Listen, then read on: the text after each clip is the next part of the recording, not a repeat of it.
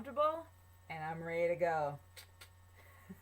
This is the Nature Girl 30 here, and this is my mini Q&A number 32. I know I'm behind doing these, but let's get started with these, shall we? My first set of questions actually comes from Kimahari Ronzo. Hopefully I pronounced your name right, man. Or lady. Um, what do you think of Stacy Keibler returning to WWE to team up with Bryan Danielson? Why?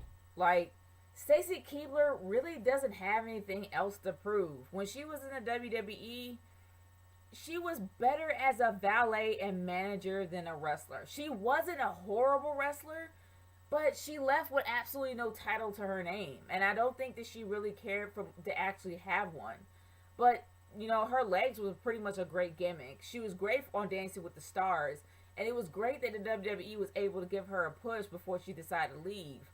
But honestly, she has issues with her Achilles tendon, as well as there's been reports of her having seizures.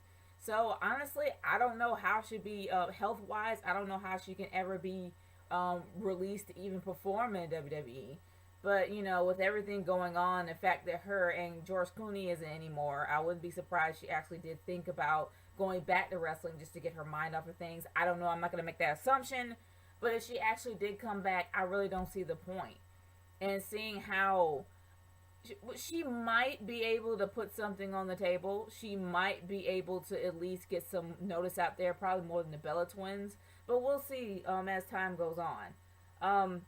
Moving on, I guess your second question for me on this is, will she return before or after SummerSlam? If she actually did get a contract with WWE, more than likely it's going to be afterwards.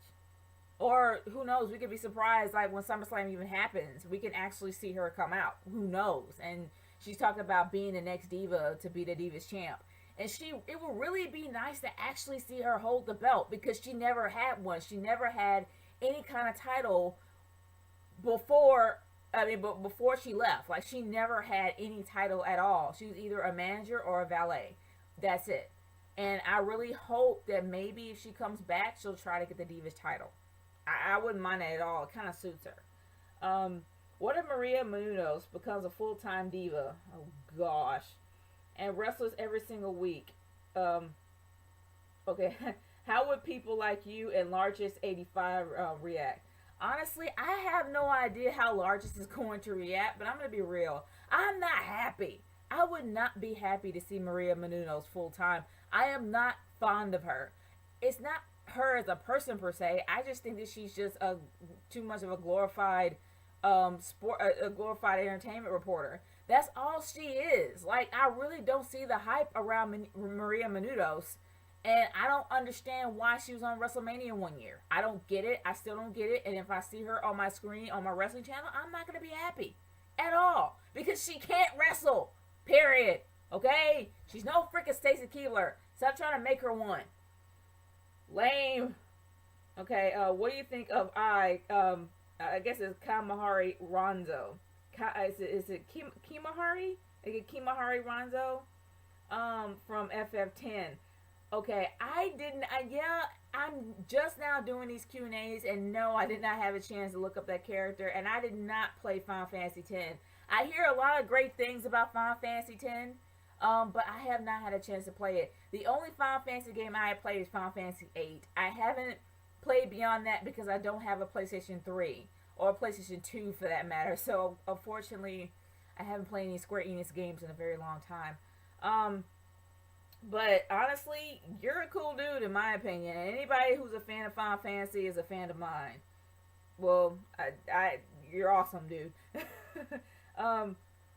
Do you like fried pizza or fried banana or banana?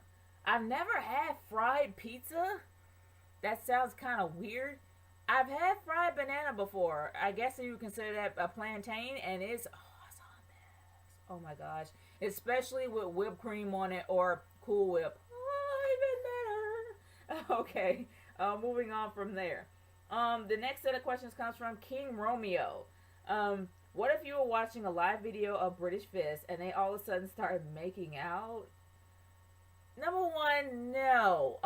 Daniel likes chicks, and so does NJ. NJ really loves the ladies. So no, and I would no, no, no, no, no, no, no, no. Sorry, moving on from there. Why is Stacy Keibler returning to the WWE? Um, yeah, I really will agree that she is a little bit too. It's not the fact that she's old for PG. It's just we remember her for her legs and butt. That's all we remember her for. And I will say that her entrance was way more classy than oh gosh than Velvet Skies. That's one thing I'm gonna say. Her entrance was way more classy than Velvet Frickin' Sky. That's all I have to say. When it comes to Stacy Keibler, I liked her entrance because it was classy. Compared to Velvet Sky, it was classy. I'm sorry, compared to Velvet Sky. And why? Because I mean, I don't know. Maybe she just misses it. Maybe it was a lot that she missed out on, and plus, the WWE is probably begging for their legendary divas to come back and at least do something with the divas division. Even though AJ Lee and Caitlyn, like I said many times before, is the best thing since sliced bread, they're not moving any further. And with the Total Divas being out, it's only gonna go so far. They have to do a better performances, and it's only so far this show can go. We have no idea if it's gonna be picked up for a second season. So they have to do something with the Divas division, and honestly, it would be nice to see Stacy Keibler come back because she did not get any gold when she was there. And it would be nice to actually see her with a Divas Championship, because a Divas Championship belt would fit her better than the women's title. It really would. She fits that character to a T. She is truly a real diva. So honestly, I would love to see her with the belt, and it really wouldn't bother me at all for her to come back. I don't know what they would do with her later on. Unfortunately, they're gonna probably do the same thing to her like they do with RVD, but who knows? Thoughts on Soul Calibur games? I like Soul Calibur. I haven't really played since Soul Calibur 2 because Soul Calibur 2's controls were easier to do, easier to handle. They had the weapons master they had the weapons master side of the game. I can't remember the other I don't know what it's called technically, but well, they had weapons master mode, which was absolutely fun. You would go from like area to area to area to area and do all of these challenges, and it also had a little bit of a storyline in there as well. You had a different character for your name, and not only that, you actually gained enough money to buy the legendary weapons that you can actually play in arcade mode. And they had another version. They had extra arcade, which means that all the swords that you would purchase from weapons master mode, you can play in extra arcade mode. That's why I love Soul Calibur 2. But as Soul Caliburs went on, they got rid of weapons master mode. You can't. I don't know whether or not you can still purchase your legendary swords, but and then they ended up getting rid of all the endings. And don't get me wrong, the endings of Soul Calibur 2 weren't as animated as, let's say, Injustice Gods Among Us or Mortal Kombat 9. But still, they had a different kind of feel to it, and I liked it. But I just don't like the Soul Caliburs now. It's just too hard to play. It's just, for me, it's hard to play. I guess I suck at playing Soul Calibur games. Ever played Golden Axe on Genesis? Not on Genesis, but on the arcade version. And it actually is pretty fun. How far did you get on Sonic 1 on Genesis? I never played Sonic 1.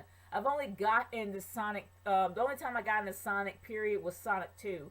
Sonic 2 really got me into playing Sonic games. And honestly, I was able to go all the way to the end and actually beat the Death Egg Zone against the Death Egg Robo. And I'm not gonna lie, sure, you can go and play Generations, and honestly, they kind of put the Death Egg Robo to shame. But when you play Sonic 2, it's probably the hardest level I have ever encountered because you seriously have to be good. When you finally beat Silver Sonic, and when you finally beat Silver Sonic and you go on and fight the Death Egg Robo, you got no rings. If you get hit, you gotta start from scratch. And then there's a way that you have to hit so you won't hit his arms. It's hard.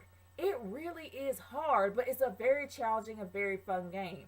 And anybody who hasn't played it, I'm going to say right now, I actually prefer the chaos the special stage on Sonic 2 than on Sonic 3. I freaking hate those special stages on Sonic 3, but I love the half pipe for Sonic 2 because it's so easy to get a Chaos Emerald. It's so hard for Sonic 3. Seriously, I can't. It takes me and my sister for both of us to play to actually get the the Master Emeralds as well as the Chaos Emeralds. I couldn't do it. I couldn't do it. I needed help. That's just me. I needed help.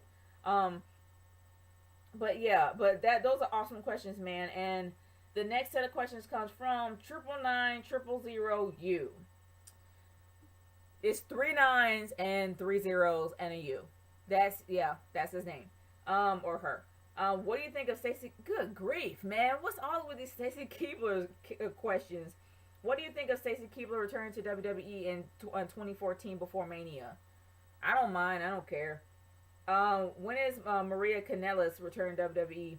I really don't think anybody cares much for Maria anymore after she talked all that beef and all that crap about WWE on Twitter, especially Alex Riley. He kind of didn't really show a lot of... I mean, honestly, I don't know who Alex Riley was talking about, but let's just say a lot of people believe that he was talking about Maria.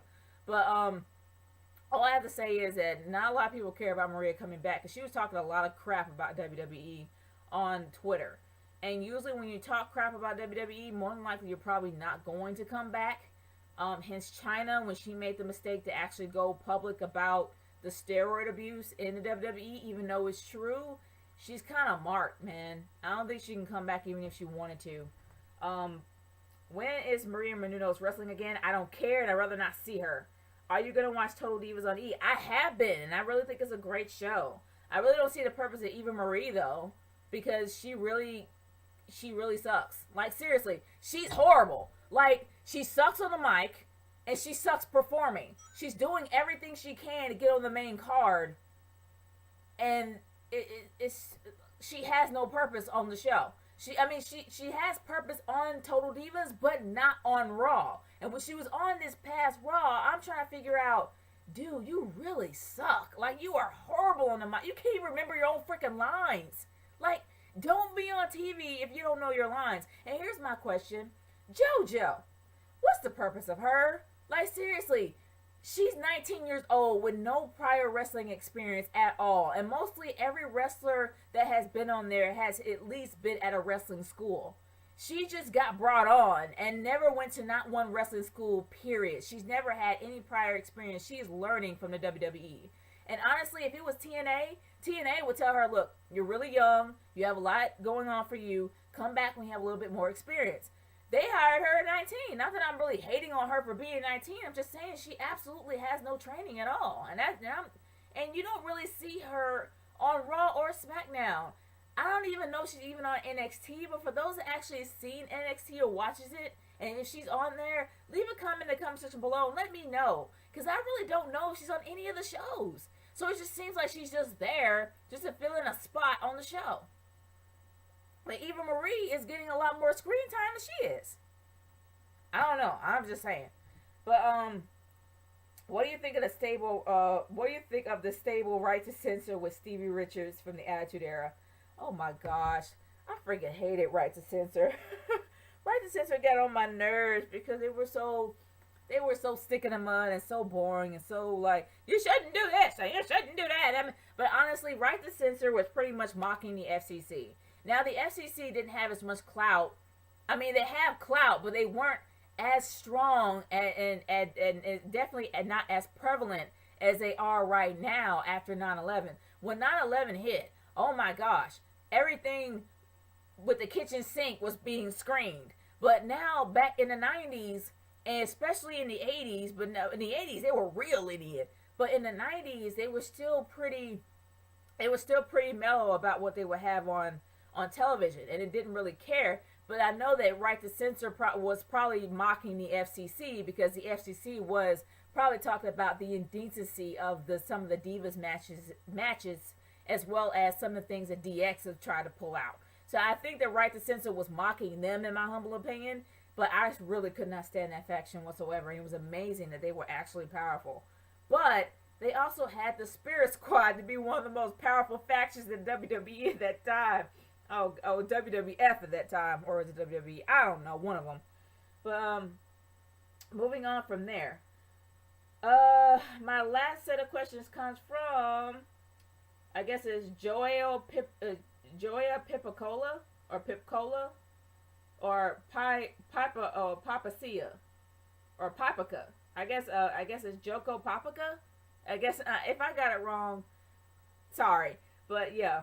Have you heard that Amanda Bynes said the neighbor's driveway on fire and burnt her pants leg almost to her and almost burned her dog. Yeah. Did you know that she's under? Okay, did you know she's under 2150 evaluation? And would she finally kill herself? And well, honestly, don't want her to kill herself. But yeah, I heard Amanda Bynes did burn somebody's yard and nearly burned herself and a dog. Yeah, I heard. I don't know what's going on with her, but it's a given that Amanda Bynes really does need help. I don't want her to kill herself, but it is just ridiculous. I think if everybody stopped giving her attention, and maybe it may help her out. But honestly, she's somebody that really does need help. What are your thoughts on Boy Meets World? And what were your favorite episodes and characters that made you cry? Good grief, every freaking episode of Boy Meets World made me cry. Not pretty much when they were small, but when they were like growing up in freaking college. I'm like, Angela and Sean. Probably one of the most tumultuous relationships I have ever endured on TV. But one of the most touching. Because Angela was the one with the problems. You thought that Sean was the one with the issues. But Angela had the most baggage on her. To where it was practically damaging her relationship with Sean. And when she finally came out and told him how she felt, that made me bawl. Like, I was like tearing up. Because this chick was hardcore from the very beginning. And Sean practically loved her to no end. But she kept holding him back, pushing him back, and just constantly kept blocking him from everything. And she finally came out with the help of her dad and said exactly how she really felt. I was like, oh, I was really touched by that. And I'm like, finally, this Ice Queen's ice is melting. Yay! And I guess one of the most touching endings for anybody was when Corey and Topanga finally got married. And finally, they were able to, like, literally be a married couple together, like, seriously. And I think that was a touching moment for everyone, because everyone was waiting for them to get married for years. And not only that, when they broke up, that also really made me cry, because Topanga and Corey were just, it was none other. Like, seriously, it was awesome. But they were an awesome couple, but it made me even more sad when they actually broke up. But guys, that is my Q&A. Thank you so much for sending me these questions. And if you have any more for me, please send them to my YouTube inbox or via Twitter at #NatureGirlQ&A. Thanks guys so much. Oh, at RKH30 #NatureGirlQ&A. My bad. But thanks guys so much for sending me these questions. It's Nature Girl 30 signing off. Peace out. Bye.